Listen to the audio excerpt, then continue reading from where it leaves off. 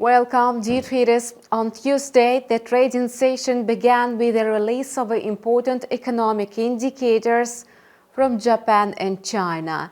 Today, the Reserve Bank of Australia announced its decision on the interest rate. In addition, currencies and markets in the Asia-Pacific region followed yesterday's losses on Wall Street and the US dollar's correction. As the Fed policymakers will make official statements only on December 13, U.S. stock market movements will likely be driven by incoming economic data. Yesterday's decline in all three major stock indexes showed how uncertain the markets are as they await the Fed's decision on interest rates.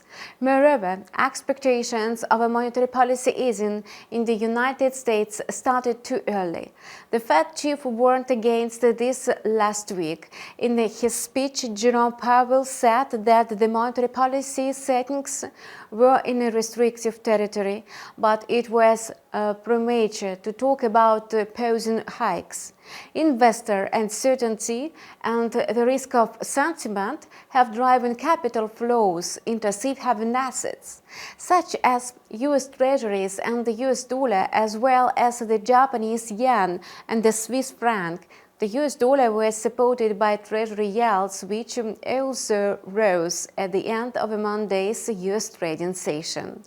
As a result, the greenback jumped to new weekly highs around 103.80 yesterday, and today it tried to keep this growth within the 103.50 and 103.70 range. On the other hand, the rise of the US currency can be explained by its technical recovery after a sharp sell-off in the previous weeks. In any case, during Tuesday's Asian session, the US dollar stabilized near 103.60. After the opening of European markets, the US dollar index increased again and hit yesterday's highs. In addition, the US currency strengthened against all six major counterparts.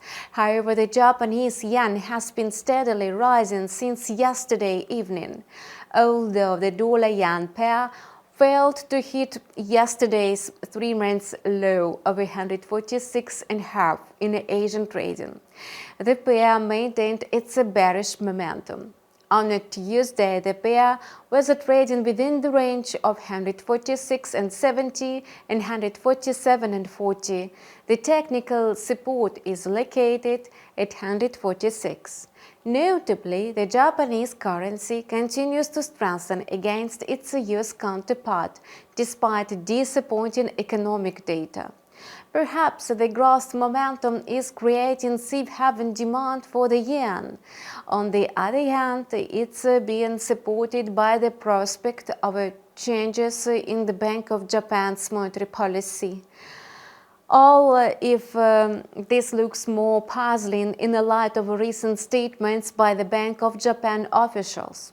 In their comments, policymakers stated that they did not intend to change the ultra-loose monetary settings until the 2% inflation target is achieved. Indeed, today's reports showed that consumer prices dropped more than expected. In Japan, consumer prices tumbled to 2.6% year-on-year in November. In fact, the Tokyo Consumer Price Index, excluding fresh food indicator, which excludes volatile prices, came closest to the Bank of Japan's target for the first time since June 2022. However, Japan's Composite Purchasing Managers Index, which includes manufacturing and services sectors, declined to 49.6 points in November, and this was the first contraction since December 2022, pointing to a sharp drop in industrial production. The index falling below 50 points is a worrying signal for Japan's economy. It certainly does not yet mean the start of a recession, but in the context of an ongoing deflation, it puts additional pressure on the yen. By comparison, the Taishin Composite PMI released today looks more optimistic. Its index rose to 51.6 in November from 50 points the previous months. This marked the 11th consecutive month of growth in the private sector, the fastest pace since August 2023. The antipodium currencies also received another reason to fall in the early Tuesday trading.